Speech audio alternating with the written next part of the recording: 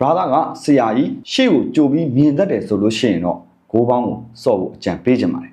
ဘောလုံးပွဲတွေစော့ကစားတဲ့နေရာမှာဘော်ဒီမောင်းစုံမဂိုးပေါ်စတဲ့အမျိုးအစားတွေအများကြီးရှိပါတယ်အဲ့ဒီဒင်းမှာမှဘေဟာကပို့ပြီးစော့ကစားရတာ risk များလေဘေဟာကစိတ်ချရလဲဆိုတော့ဒီနေ့ဗီဒီယိုလေးမှာကျွန်တော်ကပြောပြပေးသွားမှာပဲဖြစ်ပါတယ်ဗျပထမဆုံးအနေနဲ့ပြောချင်တာကတော့ body ပါ body ဆိုတာကဘောလုံးပွဲတစ်ပွဲတည်းကိုပဲစော့ကစားရတဲ့အရာမျိုးဖြစ်ပါတယ်အားသာချက်အနေနဲ့အဲ့ဒီပွဲတစ်ပွဲကိုပဲကြည်ရလို့စိတ်ပင်ပန်းမှုနည်းပြီးတော့သင်း line ရဲ့ form တေချာဖတ်နိုင်ပါတယ်ပြီးတော့ body က risk အနည်းဆုံးဖြစ်ပါတယ်အားနည်းချက်အနေနဲ့ပြောရမယ်ဆိုရင် body ကအနိုင်ရဖို့ရာခိုင်နှုန်းများပေမဲ့အမြတ်ကတော့နည်းနည်းပဲရပါလိမ့်မယ်ပြီးတော့အခုမှစဆော့မဲ့ညီကိုတွေအတွက်လည်းတခြားဟာတွေထက် body ကိုပို့ပြီးဦးစားပေးစော့တင်တယ်လို့ကျွန်တော်ကတော့ပြောချင်ပါတယ်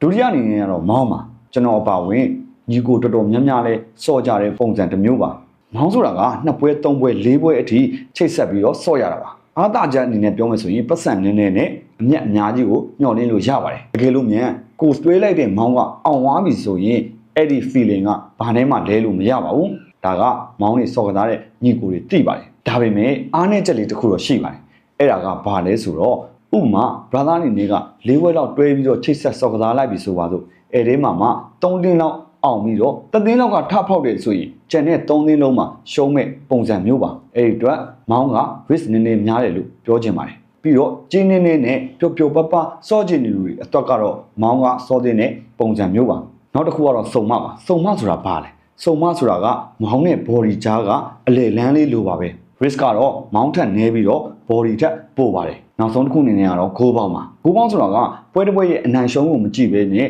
အဲပွဲတစ်ပွဲရဲ့2သိန်းပေါင်း900လက်ကိုခန့်မှန်းတာပါပြောမယ်ဆိုရင်ဂိုးပေါင်းကကျွန်တော်တို့ body ထက်ခန့်မှန်းရပို့ပြီးတော့ခတ်ပါတယ်အသင်း2သိန်းရဲ့တွင်းကိုအရေးအတွက်ကိုခန့်မှန်းရတာပါဂိုးပေါင်းကိုစော့မယ်ဆိုရင် body ထက်နိုင်မှုအခွင့်အရေးနည်းပေမဲ့ကျန်တဲ့အမျိုးအစားတွေထက်တော့နိုင်မှုအခွင့်အရေးများနိုင်ပါတယ်နောက်ဆုံးအနေနဲ့ကတော့ပတ်စံများနဲ့အမျက်နည်းလေးရတယ်အဓိကနိုင်မှုပဲဆိုရင်တော့ body ကိုစော့ကစားပါပတ်စံကနည်းနည်းဒါပေမဲ့အမျက်များလိုချင်တယ်ဆိုရင်တော့မောင်းကိုစော့ပါအနိုင်ရှုံးကိုဘေးလက်မျှချင်တယ်ဆိုရင်တော့စုံမကိုစော့ပါ brother ကဆရာကြီးရှေ့ကိုကြိုပြီးမြင်တတ်တယ်ဆိုလို့ရှိရင်တော့ဂိုးပေါင်းကိုစော့ဖို့အကြံပေးချင်ပါတယ်